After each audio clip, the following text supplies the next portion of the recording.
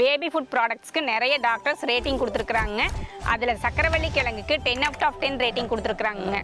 இது 11 baby food series part 10.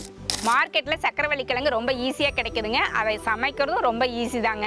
ஒரு கிழங்கு வேக வச்சா போதுங்க, நம்ம குழந்தைக்கும் கொடுத்துக்கலாம், நம்மளும் சாப்பிட்டுக்கலாங்க. என்னதான் மார்க்கெட்டில் ஈஸியாக கிடைச்சாலும் எளிமையாக சமைக்கிற மாதிரி இருந்தாலும் ஒரு சிலர் ஸ்வீட் பொட்டேட்டோ பவுடர் இருக்குதான்னு கேட்குறாங்க. இந்த மாதிரி நிறைய பேர் கேட்டதுக்கு அப்புறம் தாங்க இயற்கை விவசாயத்தில் யாரெல்லாம் சக்கரவள்ளி கிழங்கு விவசாயம் பண்ணுறாங்க அப்படின்னு தேடி கண்டுபிடிச்சிருக்கிறேங்க. ஏற்கனவே நம்ம இலவனம்ல 6 மாதத்துக்கு மேலே இருக்கிற குழந்தைங்களுக்கு தேவையான நேந்திரன் பனானா பவுடரும் முளைக்கட்டின ராகி பவுடரும் கொடுத்துட்டு இருக்கிறேங்க. இப்போ சக்கரவள்ளி கிழங்கு பவுடர் தயாரிக்கிறதுக்கான ப்ராசஸ் போயிட்டு இருக்குதுங்க.